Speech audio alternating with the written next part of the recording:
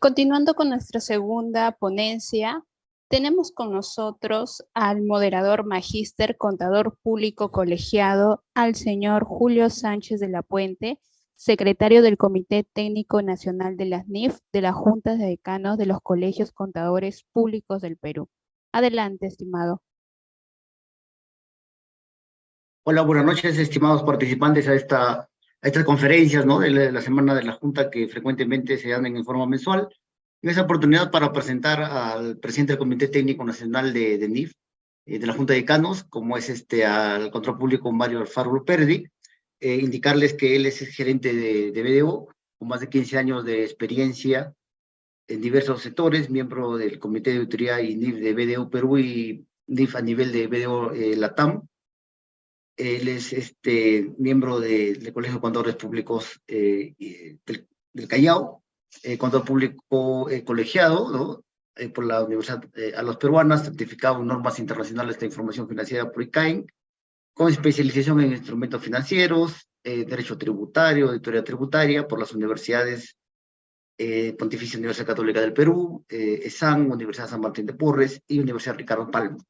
También egresado de Maestría de Derecho Tributario, Fiscalidad Internacional de la Facultad de Derecho de la Universidad San Martín y Máster en Finanzas en EUDE, España.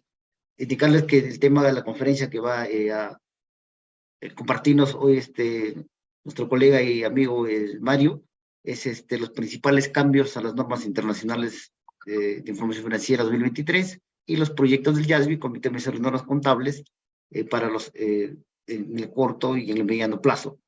Entonces dejo el uso de la palabra a Mario para que haga la exposición respectiva por un tiempo de 45 minutos y luego los participantes vía chat darán algunas preguntas para ser respondidas por nuestro expositor. Adelante, Mario. Muchas gracias, Julio, por la presentación. Agradecer también a la Junta por la invitación a participar en esta semana en la Junta. Bueno, permítame proyectar la presentación. Vamos a ver. Perfecto. Bueno, en esta oportunidad se me ha pedido conversar, ¿no?, respecto a los principales cambios a la NIF 2023 y proyectos del IASB, ¿no? Pero antes de empezar a ver lo que se ha venido dando en este año, porque estas normas o estos cambios han entrado en vigencia el 1 de enero del año 23, ¿no? Recordemos que el Consejo Normativo ya aprobó estas normas en una resolución que emitió. El IASB obviamente lo hace o lo publica nomás entre febrero y marzo del año, cualquier cambio, y que obviamente es de cumplimiento obligatorio para las empresas supervisadas, ¿no? Pero no quiero empezar sin dar y recalcar nuevamente este tema de la aplicación de NIF en el país, ¿no? Debemos saber que en el país, ¿no?, no hay otro marco normativo que las normas contables, ¿no? NIF plenas o NIF completas, las cuales son de cumplimiento obligatorio para las empresas con ingresos mayores a 2.300 UITs. El tema de las NIF pymes para empresas con ingresos entre 150 y 2.300 UITs, ¿no? Y estas empresas incluso pueden aplicar de manera opcional, si no desean aplicar el marco pymes, pueden aplicar el marco completo, ¿no? Y las empresas que tienen ingresos menores a 150 UITs, hay esta norma peruana de información financiera que se emitió o se publicó un borrador, ya se cerró para comentarios. Entiendo que el Consejo Normativo está en proceso de absolver y levantar esas observaciones que se hicieron, que se recibieron, y lo más probable es que están en las próximas semanas seguro emitiendo el documento, el cual, como ya nos fue informado en la Convención Nacional de NIF por parte del representante del Consejo Normativo de Contabilidad, es que estas normas, o esta norma, perdón, va a entrar en vigencia el 1 de enero del año 2025, con lo cual, obviamente, nos va a dejar un margen para que todas las entidades o las empresas o las microempresas puedan aplicar este marco normativo. Y así se cumpla todo el panorama y todos estemos bajo NIF. ¿Ok? Pero adicional a ello, y antes de empezar a ver los cambios que entran en vigencia este año, ¿no? Recuerden que este año también se ha emitido el Código de Ética del Contador Peruano, ¿no? Y es importante que sepan que este código, que fue aprobado en asamblea del 28 de abril del año 2023, incorpora, o mejor dicho, alinea algunos temas de faltas que un contador puede tener respecto a la ejecución o al desarrollo del ejercicio profesional, ¿no?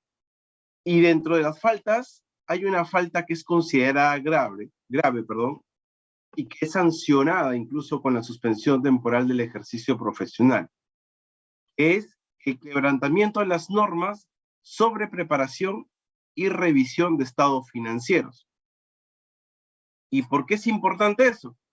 Porque recordemos que en el Perú, las únicas normas sobre las cuales se preparan los estados financieros son o NIF plenas, o NIF pymes, o cuando entre en vigencia este marco de preparación especial para microempresas. ¿Ok?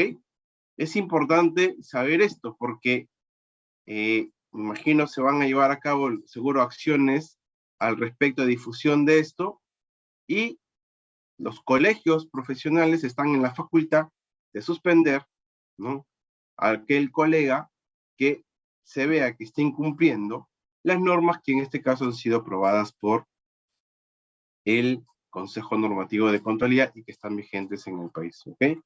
Es importante. Solo quería hacer esta pequeña introducción para recordar o hacerles un recordaris de esto que tenemos vigente. ¿Ok? Bien, ahora sí vamos a entrar a estas normas, ¿no?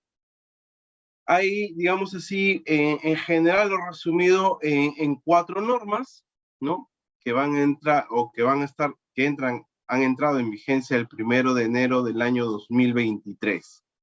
¿Ok?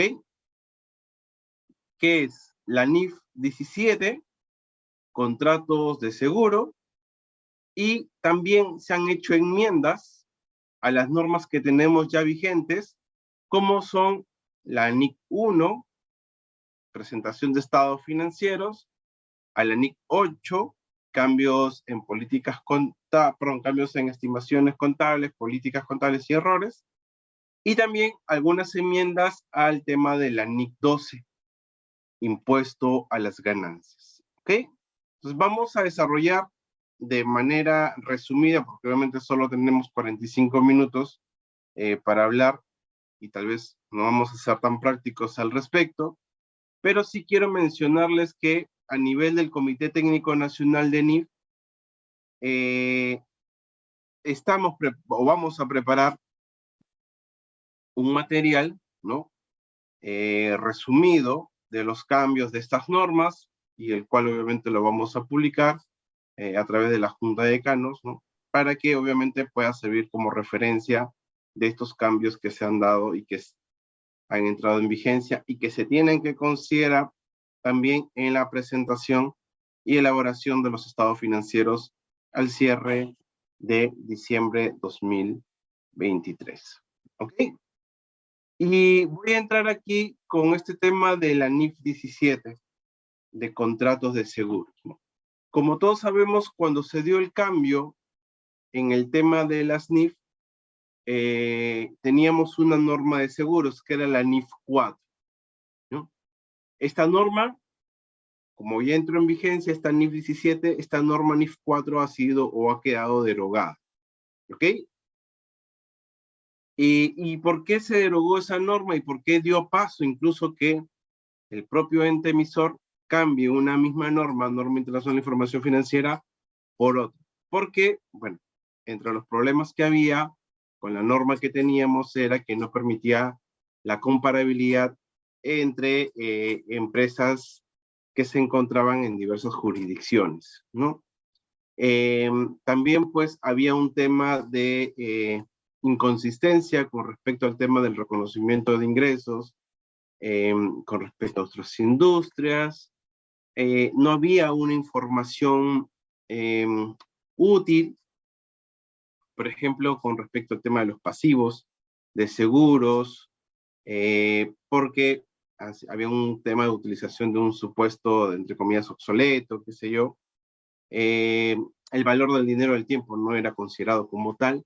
Entonces, hubo una serie de consideraciones que conllevó a que el ente emisor revisara esta norma y propusiera cambios, pero para efectos de no alinear o que el cambio fuera tan radical, decidió mejor emitir una nueva norma, ¿no?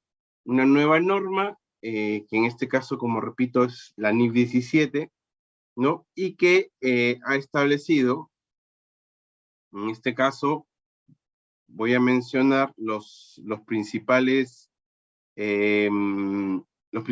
cambios que se han dado, ¿no? Que ahora tenemos, obviamente, un marco contable mucho más coherente para todo el tema de contratos de seguros, como lo indica ahí en la presentación. Estos ingresos reflejarán de una u otra forma la cobertura de seguros que se está proporcionando, pero obviamente con un tema de exclusión de algunos temas de depósitos, ¿no? La medición, estos contratos de seguros bajo esta norma se van a medir utilizando supuestos actuales, ¿no? Y que obviamente podrían en este caso reflejar algunos temas de opciones, algunos temas de garantías, también por ejemplo el tema de la tasa de descuento que se va a utilizar para determinados cálculos, va a reflejar las características del contrato de seguro, y en el tema de divulgación, ¿no? Se tiene que revelar los beneficios esperados de estos contratos de seguros, se debe informar, o en este caso las empresas que lo apliquen van a informar diferentes componentes, ¿no? Respecto al tema de rentabilidades que se podían presentar tanto actual como en el mundo, en el tema futuro. ¿Ok? Estos cambios que se han dado o que se están dando en esta NIF 17 también incorpora algunos modelos de medición. Algunos modelos que en algunos casos son obligatorios y en otros casos son opcionales, ¿no? Por ejemplo, para todos los contratos de seguro hay un modelo predeterminado. Ejemplo de esos tipos de contratos pueden ser los seguros con los contratos de reaseguro, los seguros de largo plazo o vitalicios, los contratos de seguros generales, ¿no? Estos tipos de contratos, ¿no? Su modelo de medición va a ser bajo el modelo predeterminado, y en este caso no es una opción, sino es un modelo obligatorio. Pero también tenemos otro modelo, ¿no? Que se le denomina, o la norma le denomina, el enfoque de asignación de primas, ¿no?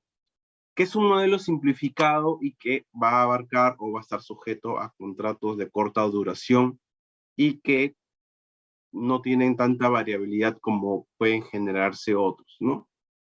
También está el tema en los tipos de contratos que van a aplicar este modelo, pues tenemos a los seguros generales o los no considerados de vida.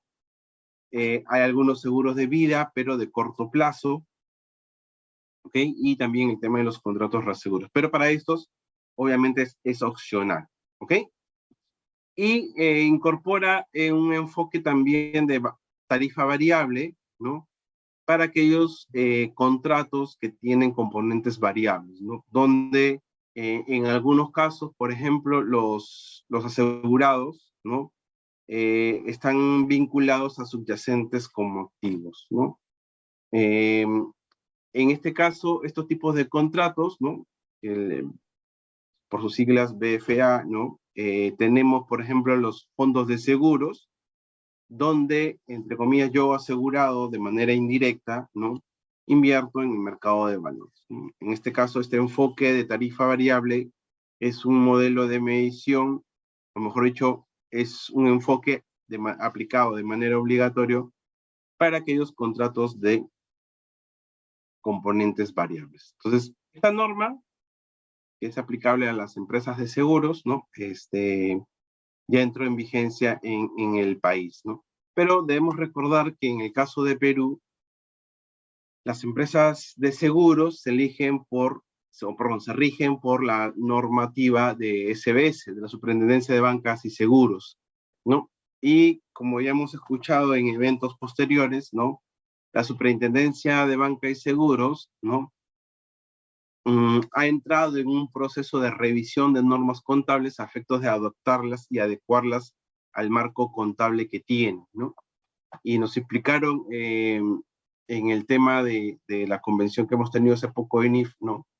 La representante de la superintendencia, que este proceso de adopción a NIF involucra a la NIF 9 de instrumentos financieros, a la NIF 15 de instrumentos financieros, a la NIF de ingresos, a la NIF 9 de instrumentos financieros, a la NIF 13 de valor razonable y también a la NIF 17 de contratos de seguros, ¿no? Entonces, esto entiéndase que va a ser incorporado dentro del manual de políticas contables establecidos por la Superintendencia de Banca y Seguros, y obviamente, llegado el momento, van a alinear lo que decían sus políticas internas a lo que dice ahora la nueva NIF 17.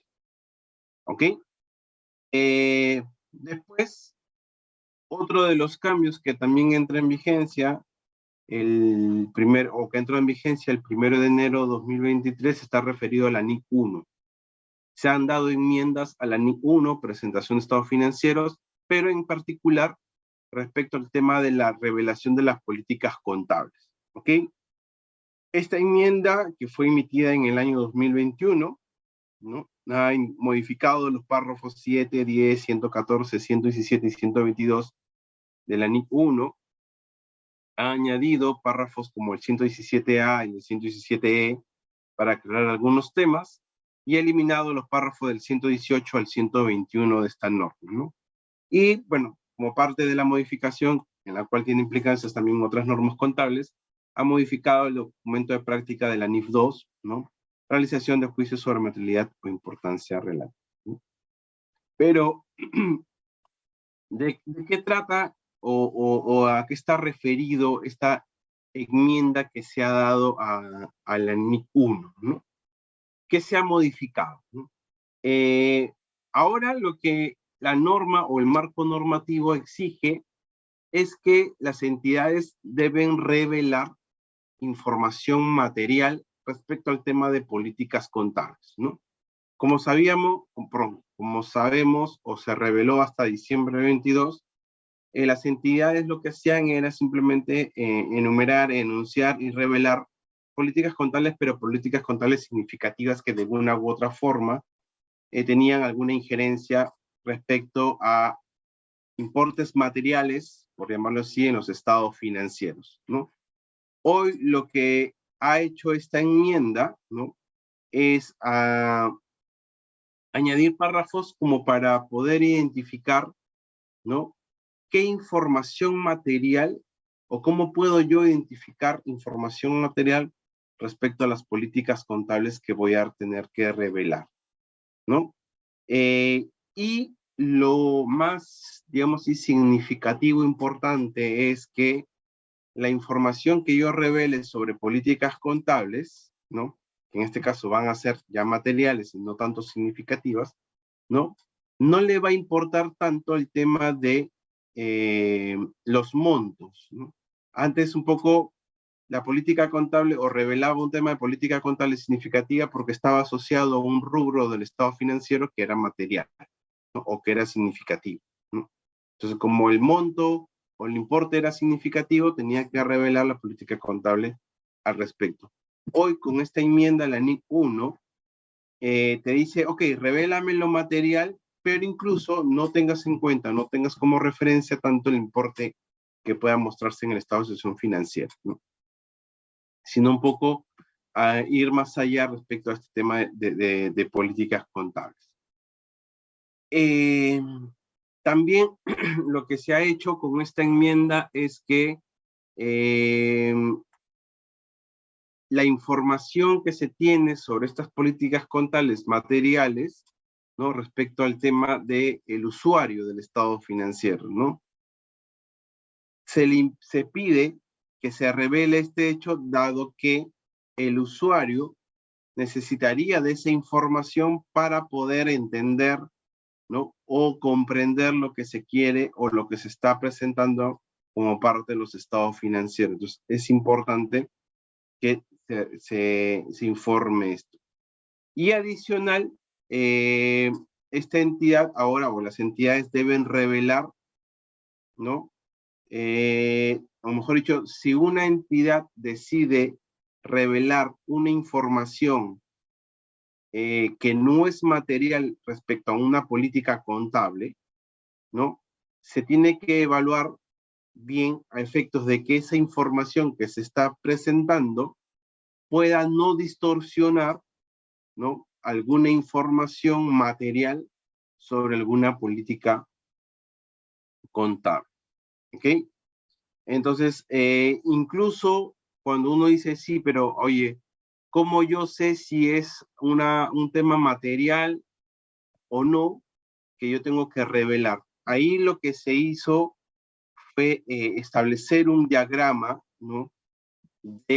Para determinar si la información sobre políticas contables es material.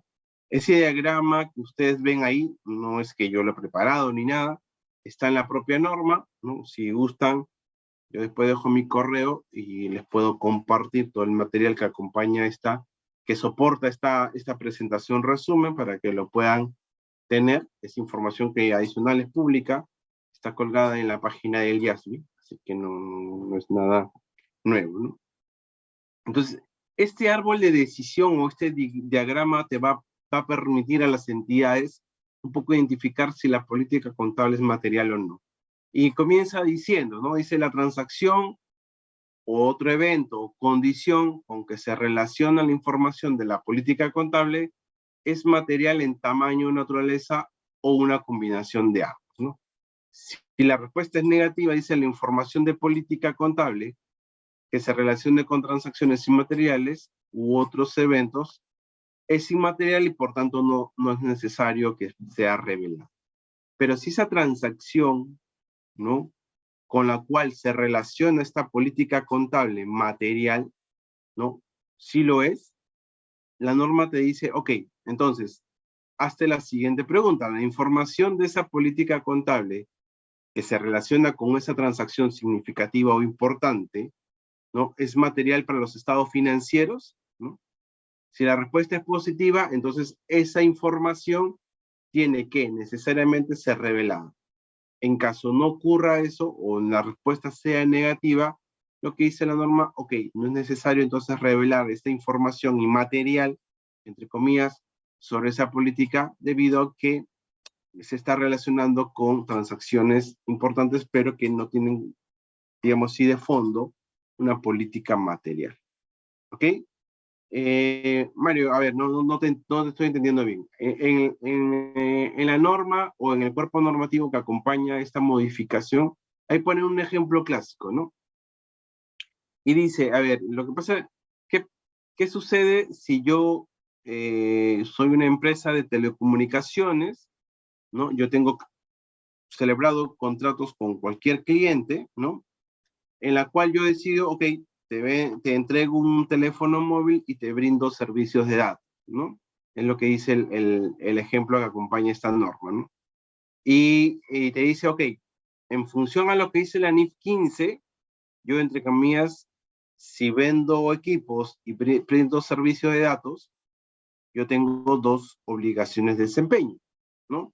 Una en la cual voy a reconocer el ingreso cuando proporcione al cliente el equipo móvil, y otra obligación de desempeño en la cual yo voy a reconocer el ingreso conforme vaya prestando el servicio de datos durante la ejecución del plazo del contrato.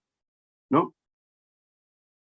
Entonces, ahí se indica en el caso que menciona la norma, dice, la entidad señala que al contabilizar los ingresos ha realizado juicios sobre cómo ha asignado el precio de la transacción a las obligaciones de desempeño, ¿no? Recordemos que para asignar para asignar este precio de la transacción, que en la NIF 15 es el paso 3, a cada obligación que es identificada, que es el paso 2, estamos hablando en este caso del paso 4, asignar precio de transacción a obligación de desempeño, ¿no?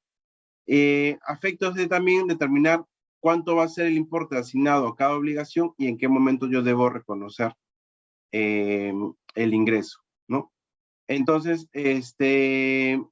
al respecto, lo que dice la norma es, oye, eso que estás haciendo, ¿no? En el cual estás modificando la forma como distribuyes ese precio a cada obligación de desempeño, es considerado un cambio en una política contable material, ¿no? Entonces, la norma te pregunta, te hace la consulta, ¿no? Entonces dice, a ver, ¿qué pasa? ¿Qué tienes que evaluar? A ver, considera que se han mantenido sin cambios durante el periodo el desarrollo o la identificación de o la ejecución, mejor dicho, de este paso 4 de NIF 4, de la NIF 15. También tienes que considerar que no fueron elegidos entre las opciones de política contable disponibles, ¿no? Y que no fueron desarrollados bajo la NIC 8. Entonces, obviamente, si no son operaciones tan complejas, ¿no? O tan, digamos, significativos, ¿no? Que no requieran de un análisis adicional a lo que está establecido en la NIF 15, ¿no? Entonces, en este caso, esta política podría no ser considerada como una política contable material. Entonces, y así como este ejemplo que está ahí, hay otros ejemplos al respecto que también lo vamos a incluir en el material que vamos a presentar respecto al tema de la norma. ¿Okay?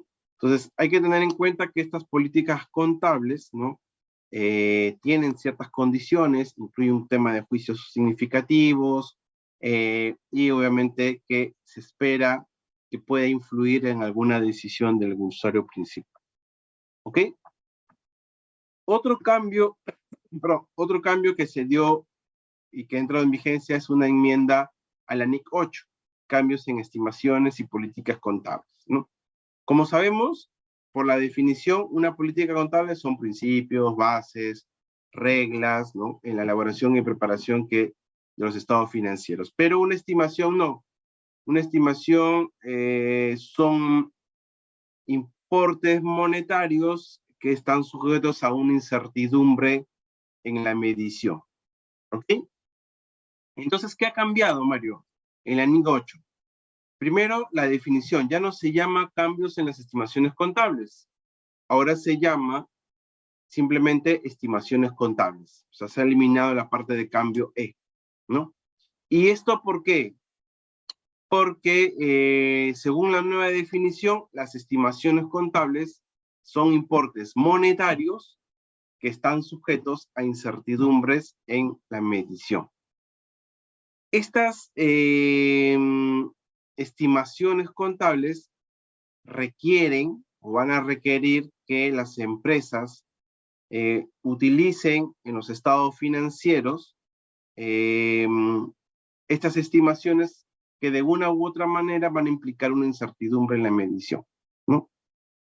Y el Consejo o el ente emisor ha aclarado que un cambio en una estimación producto de una nueva información no es un error contable, como por ahí se estuvo un poco diciendo o ejecutando, ¿no? Se decía, oye, si hay una nueva información, tanto, ¿qué quiere decir? Que te equivocaste y por tanto eso tienes que tratarlo como un error contable.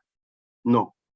El Consejo en estas modificaciones que se han hecho a la NIC 8 ha dejado bien en claro que si hay un cambio en una estimación por nueva información, no es un cambio de error. Ejemplo, Todos hemos vivido la pandemia, ¿no? Y las empresas de transportes fueron una de las perjudicadas. Esta empresa de transportes tenía o venía depreciando sus unidades de transporte bajo línea recta. ¿Ok? Obviamente, todos tuvimos la paralización, los buses estuvieron paralizados, no hubo generación de ingresos, ¿no? Porque estuvieron detenidos. La pregunta, la depreciación no se detuvo, la depreciación continuó, ¿no? Pero entonces, ¿qué hizo esta compañía? Decidió evaluar, dijo, ok, yo en función a esto, o mejor dicho, este efecto del COVID y esta paralización me ha hecho pensar que de repente el patrón de medida que yo estaba utilizando no era el más adecuado, en línea recta no debió verse adecuado. Y yo puedo o quiero evaluar bien si ese debería ser el patrón de medida. Entonces dijo, ok, vamos a estimar y vamos a definir qué hubiera pasado si el patrón de medida hubiera sido kilómetros recorridos, horas recorridas, ¿no? Entonces, y aquí viene la pregunta, ¿no? ¿Consideramos eso como un cambio en política o un cambio en estimación? Teniendo en cuenta que la compañía nunca evaluó o nunca definió, porque no tenía la información en ese momento, que la mejor forma de depreciar era considerando horas recorridas o kilómetros recorridos, ¿no? Uno diría, eso es un cambio de política porque estás cambiando el patrón, ¿no? Pero no. Yo estoy disponiendo en este momento de nueva información, que es el kilometraje del carro que puede rendir, las horas que puede recorrer y todo lo demás. Entonces, esa es nueva información que va a permitir a mí decir, oye, ¿sabes qué? No es que me he equivocado, no es que hubo un error, no es que estoy cambiando un patrón, sino que obviamente pasando en esta nueva información de a la cual ahora yo dispongo, entonces tengo un cambio en estimación contable. ¿Ok? Y esta norma lo que también precisa es que esa estimación puede afectar la ganancia o pérdida del periodo actual o también puede afectar periodos futuros, pero en ningún caso va a afectar, ¿no?, periodos anteriores.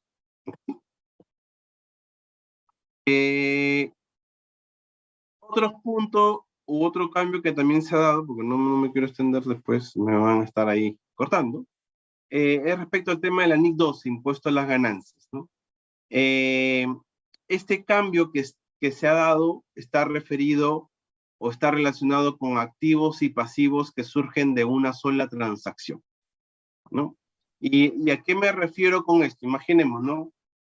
Si yo arriendo hoy un inmueble al 1 de enero del 2023, ¿no?, en función a lo que dice la NIF 16, yo debería reconocer un activo por derecho en uso y un pasivo por arrendamiento. ¿Ok? El pasivo por arrendamiento sabemos todos que es el valor presente de los pagos. Y el activo es este pasivo por costos indirectos o pagos iniciales que se puedan haber hecho. Entonces yo tengo un activo y un pasivo. Imaginemos que no ha habido ni pagos iniciales, ni costos indirectos, ni nada. Por tanto, mi activo y pasivo va a ser igual, ¿no? Y eso obviamente genera impuesto a las ganancias, impuesto a la renta diferido. ¿Por qué? Porque ni este activo por derecho en uso es aceptado tributariamente, ni este pasivo por arrendamiento tampoco es aceptado tributariamente. Entonces, esto origina, al ser o tener bases contables, que la base tributaria no figure, va a generar mi impuesto a la renta diferida, ¿no? Pero uno dice, Mario, pero si tengo 100 de pasivo y tengo 100 de activo, ¿no?, me va a generar un activo diferido de 29.5, pero también me va a generar un pasivo de 29.5, ¿no? Uno decía, ok, pero no me genera efecto. Sí, bueno, si no te genera efecto, podrías dejarlo, no considerarlo porque al final no hay efecto. Pero hoy lo que te dice esta enmienda es que tienes que reconocer que así tengas activos y pasivos originados en una sola transacción que podrían no tener efecto, tendrías que reconocerlo de todas maneras como parte del cálculo del impuesto a la renta diferida, ¿no? O también otro ejemplo, el tema de los costos de mantenimiento, ¿no? que yo los traigo a valor presente, reconozco ese costo de mantenimiento y eso afecta al activo, la propiedad de planta de equipo, ¿no? Entonces se genera un efecto en ambos. Entonces eso también obviamente tendríamos que reconocerlo. Por eso es que la norma que dice, se requiere que las empresas reconozcan en el momento inicial impuesto diferido sobre transacciones que podrían dar lugar, o perdón, que dan lugar a montos iguales originados por diferencias temporarias gravables e inferencias temporarias deducibles. Esta norma precisa que la modificación se tiene que aplicar a transacciones que ocurren, ¿no? Después del primer periodo comparativo que se presenta, y que incluso el efecto acumulado de reconocer estos ajustes se tienen que reconocer también como parte del saldo inicial del resultado acumulado o del otro resultado integral, si es que había, ¿no? Tenemos la particularidad que en el Perú, como siempre, más adelantados que todos, ya reconocíamos eso, ¿no? Muchas empresas reconocían impuestos diferidos por estas transacciones, por lo cual se puede entender que no van a tener impacto en la adopción de esta norma. ¿Ok? Y el otro tema está referido a este tema en el cual Perú está un poco luchando para ingresar al tema de la OCDE, ¿no? Como se sabe, en este año, incluso creo que en marzo, se ha conformado esta comisión multisectorial de carácter permanente para un poco encaminar, ¿no? Todas las acciones a que el Perú se vincule a este organismo, ¿no? La OCDE, ¿no? Para buscar el proceso de adhesión. Entonces, en busca de ello es que a nivel mundial, ojo, no en tema particular de Perú, a nivel mundial, la Organización para la Cooperación y el Desarrollo Económico, la OCDE, publicó reglas respecto al modelo del Pilar 2, ¿no? Bueno, hablar ahorita del Pilar 2 me pasaría toda la noche a hablar y obviamente nunca terminaríamos. Entonces, lo que hizo fue reformar el tema de tributación corporativa, ¿no? Cuando se tributan en varias entidades, ¿no? ¿Qué pasa si yo estoy en Perú, ¿no? Y yo tengo, imaginemos, mi estado financiero, voy a preparar mi estado financiero, tengo impuesto a las ganancias, pero yo tributo sobre el 29.5, pero me voy a un país o tengo que consolidar con un país que tiene baja o nula imposición, oye, ¿cuál es el efecto que me podría generar? Bueno, lo que establece en resumen estas reglas del Pilar 2 es que se estaría obligado a pagar un impuesto complementario, por llamarlo así, por la diferencia que pueda generar entre la tasa impositiva efectiva global por jurisdicción y en referencia establece una tasa mínima del 15%, ¿no? Que puede ser, oye, ok, tienes 29.5, pero acá tienes 5, no, determíname, yo sé que para efectos del cálculo vas a considerar una tasa media, una tasa mínima, que está referida al tema del 15%, ¿no? Obviamente, como mínimo, si hay un poco más, vas a tener que pagarlo de acuerdo a lo establecido en cada jurisdicción, ¿no? Entonces, esta enmienda a la NIC 12, que entra en vigencia, ¿no? En mayo del 2023, el GASB ha realizado ciertas modificaciones para un poco generar un tema de alivio respecto al reconocimiento y a la revelación de estos impuestos diferidos que surjan por leyes tributarias promulgadas que puedan implementar o que estén reglamentando el tema del modelo del Pilar 2. ¿Ok? Entonces, hay temas ahí a considerar. ¿Ok? Bueno, entonces, estas son las 4 normas que entran en vigencia el 1 de enero del 2023. Como repito, a nivel del Comité Técnico Nacional vamos a sacar un resumen un poco más extenso de lo que yo he presentado en esta oportunidad, ¿no? Vamos a trabajar en ello para la quincena de noviembre lanzar este resumen con ejemplos didácticos, prácticos y todo lo más para que lo puedan tener, ¿no? ¿Qué se nos viene? Bueno, a nivel mundial ya tenemos 2 normas aprobadas, el ISSB ¿no? El Consejo de Normas Internacionales de Sostenibilidad aprobó en el mes de junio la norma NIF S1 y NIF S2 que entra en vigencia el 1 de enero del 2024. Hoy, o mejor dicho, en la madrugada de hoy, el Parlamento Europeo ha aprobado las normas de sostenibilidad, las normas europeas de información referidas a temas de sostenibilidad. Son 12 normas que ha aprobado el Consejo Europeo, 2 respecto a normas transversales y 10 asociadas a temas de medio ambiente, social y gobernanza. Ahí he presentado un resumen de las mismas. Así que las normas están en español, así que pueden descargarlas desde la Comisión Europea, o mejor dicho, desde la Unión Europea. Están las normas descargables, están en 26 idiomas, así que el español es uno de ellos, así que puede ser totalmente descargable.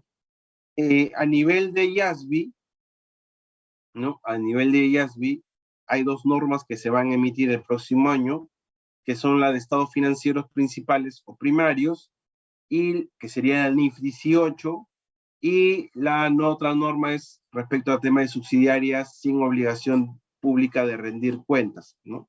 Que sería la NIF 19. Esto se lo traigo un poco de la presentación que hizo Tadeo Sendón, miembro del IASB, que estuvo en Perú hace un par de días atrás, ¿no? Esta norma NIF 18 lo que busca es mejorar la calidad de los informes financieros, va a reemplazar a la NIC 1, ¿no? Y el principal cambio va a estar en el estado de resultados, en el cual se está modificando para hacer una presentación por subtotales, ¿no? Es decir, el estado de resultados, que es nuestra definición clásica, ¿no? Ahora lo tenemos, o lo vamos a tener, mejor dicho, clasificados en actividades de operación, inversión y financiamiento, ¿no? Un poco para alinear a lo que teníamos básicamente en NIC 7. Entonces, va a ser un estado de resultados presentado de esta forma. Bueno, este es un modelo que está en la misma norma, incluso en el borrador de la norma, está el modelo de cómo se presenta. ¿Ok?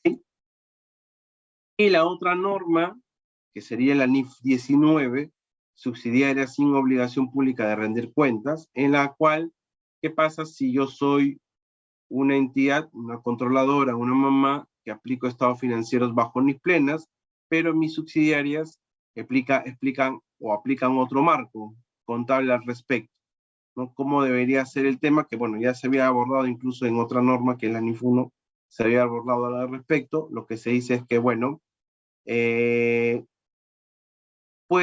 momento de hacer el paquete consolidado, ¿no? Esta empresa controladora va a hacer o va a presentar los estados financieros consolidados aplicando las normas contabilidad plenas y obviamente considerando también los temas de divulgación reducidos que ha recibido de parte de la subsidiaria, ¿no? Esto es un poco el objetivo de esta misión, de esta norma, es simplificar y reducir el costo de información respecto a las subsidiarias, manteniendo obviamente la utilidad de los estados financieros. Estas son 2 normas que se piensa emitir el próximo año y que entraría en vigencia en el 2027, ¿no? A más tardar, ¿no? Y respecto al tema de proyectos de normas, como sabemos, el IASB tiene todo un ciclo para aprobar normas. Empieza por una fase de investigación, luego una fase de emisión de normas, la implementación y el mantenimiento aplicativo. En lo que es fase de investigación, bueno, tenemos normas respecto al tema de que recién van a empezar, respecto al tema de flujo de efectivo, un poco ver la utilidad de la famosa NIC 7, se está revisando el tema del costo amortizado que está en la NIF 9 y un tema referido a los activos intangibles. Y ya está en una fase que va a pasar al siguiente nivel, que sería la fase de emisión, respecto al tema de combinaciones de negocios bajo control conjunto. En lo que es ya la fase de emisión, ya hay una publicación del proyecto de norma respecto a instrumentos financieros con características de patrimonio que está establecido obviamente en la NIF 32.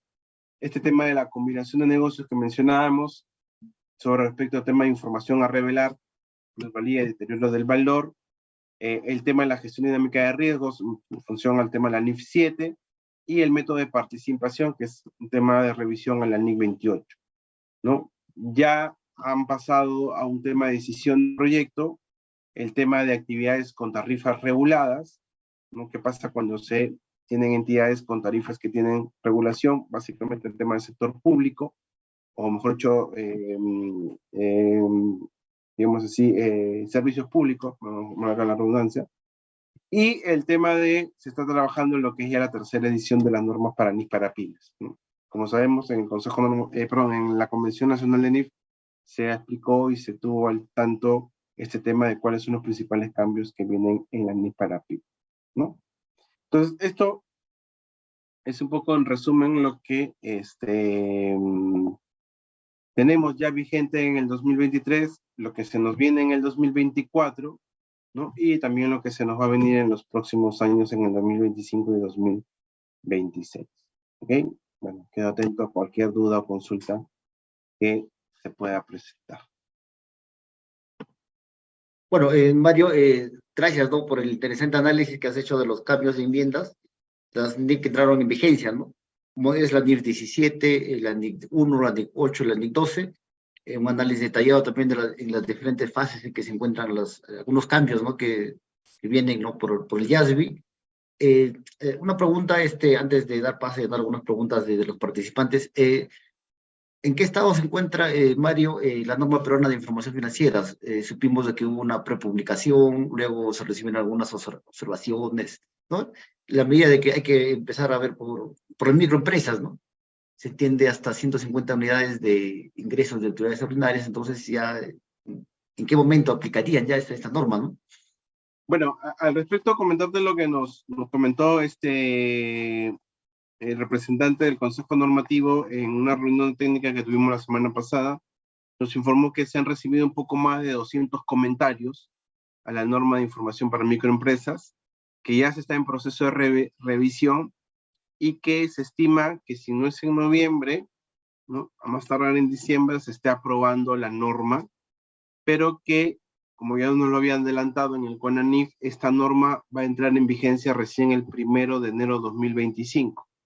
Por lo que busca el Consejo, y a pedir seguro también a la Junta de Decanos, que ayudemos en el proceso de difusión de este marco, ¿no? La idea es que obviamente todo el 24 sea un año exclusivamente para difusión, de tal forma que el 1 de enero del 2025, que entre en vigencia la norma, pues ya tengamos, digamos, sí, todos alineados y todos claros algunos conceptos, algunos temas que se puedan presentar, ¿no? Muy bien, bueno, algunas preguntas de los participantes, ¿no? De Javier Marchan, por ejemplo, dice, estas normas de sostenibilidad, ¿no? La S1 y la S2, cuando sabemos van a entrar en vigencia internacionalmente, ¿no? A partir del año 2024.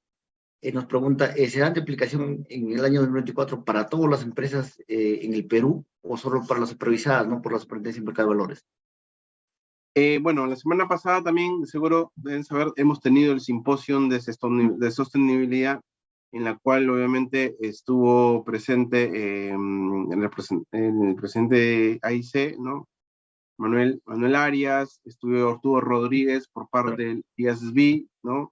Del IASB, y también estuvo Tadeo Sendón en representación del IASB, ¿no? Y bueno, lo que se nos dijo en el panel, porque al final tuvimos un panel donde estaba la representante de la Superintendencia de Mercados y Valores ante el Consejo Normativo, nos explicaba que ya han recibido por parte de IOSCO, que es el organismo que regula todas las entidades reguladoras y supervisoras a nivel del mundo, como que ha dado luz verde a que se apliquen las normas de sostenibilidad, y entiendo yo que van a bajar a todos los entes reguladores de todo el mundo, ¿no?, a que impulsen este tema, ¿no?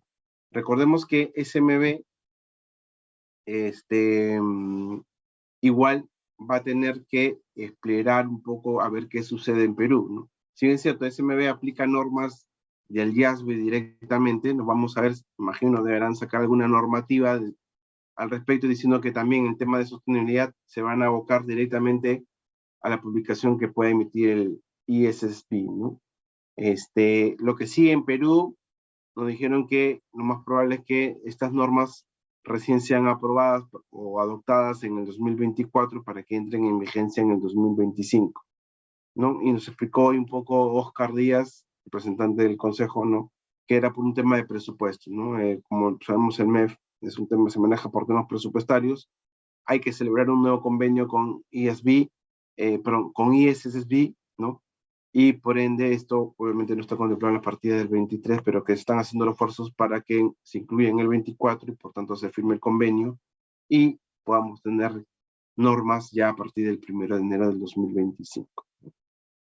Muy bien, gracias. Otra pregunta, dice, sobre los proyectos de normas, dice, ¿cómo participan los países, ¿no? en este proceso, ¿no?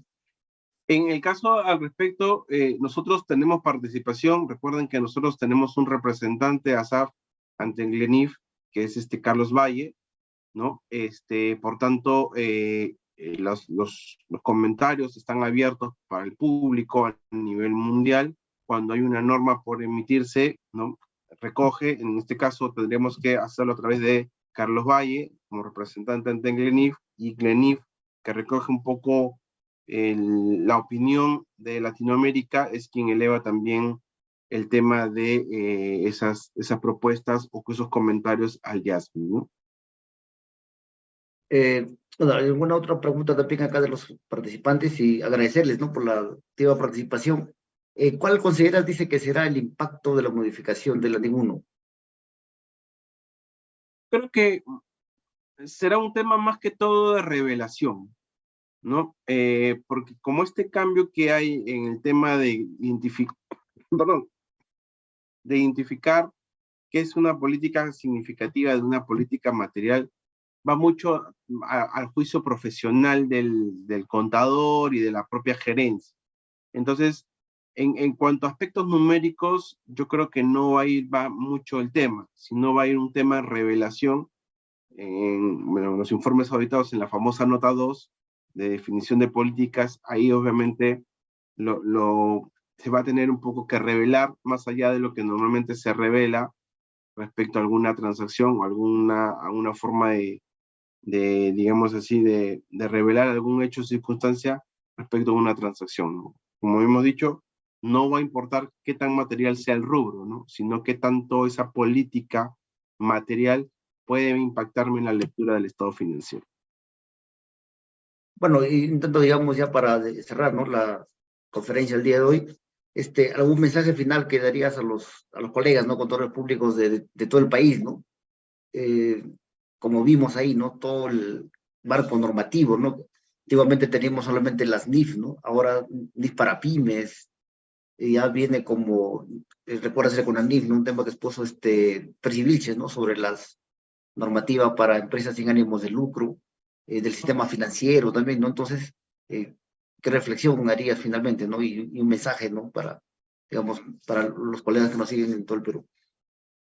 Sí, bueno, ahí al respecto, simplemente como lo puse ahí en el primer, disculpen que sea tan insistente con eso, ese punto de la obligatoriedad de la aplicación de normas, ¿no? Nos hemos acostumbrado un poco a que el contador sea un simple liquidador de impuestos, un tenedor de libros, ¿no? Nuestra responsabilidad va mucho más allá. En la Junta, en este caso, está llevando a cabo el curso de formador de formadores en para pymes a todos los colegios departamentales.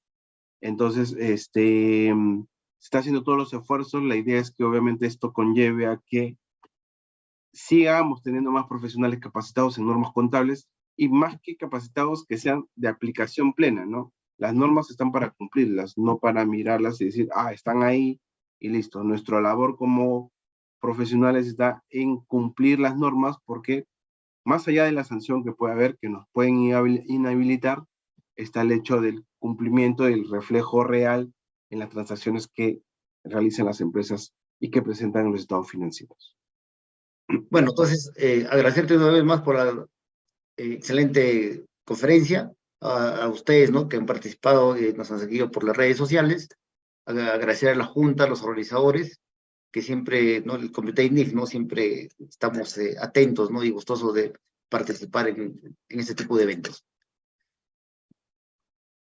Así es. Muchas gracias a ustedes, ¿no? Gracias a la Junta nuevamente por la invitación y bueno, a esperar los documentos que como Comité Técnico Nacional se va a trabajar y nada, igual A nivel de BDO estamos haciendo algunas publicaciones al respecto, así que los animamos a que estén atentos a nuestras redes sociales al respecto.